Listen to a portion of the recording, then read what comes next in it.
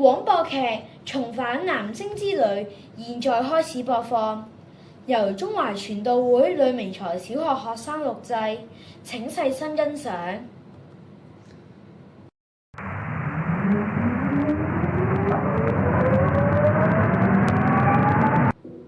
各位同學，今日我哋準備進行期待已久嘅藍色實地考察啦！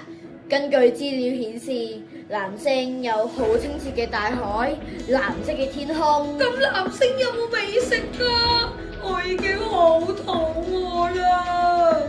梗係有，我爺爺仲喺藍星居住嗰陣時，成日都食好嘢㗎。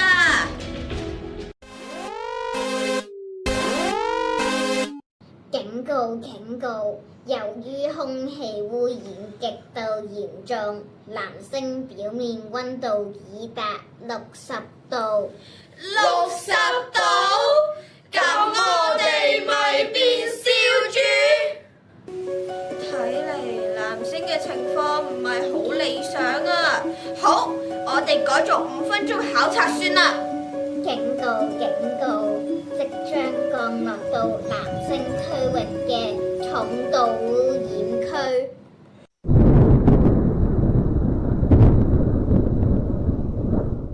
你哋望下，海平面上升，淹沒成個城市啊！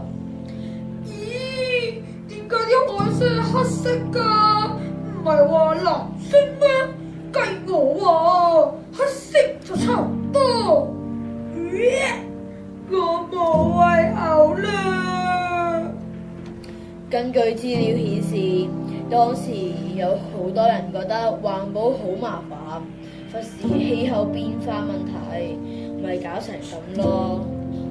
由於氣候變化問題，引致超級颱風摧毀藍星。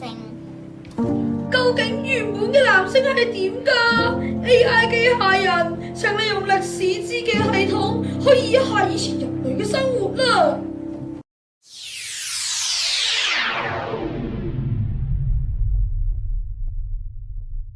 啟動完成。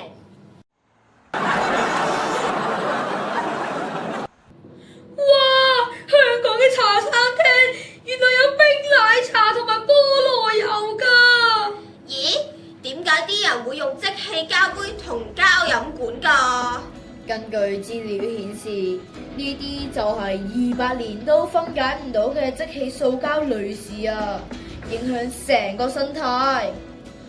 唔止啊，可能家家戶戶都開大晒冷氣，造成氣候變化，仲搞到兩極嘅冰川都融化埋，加速藍星嘅滅亡啊！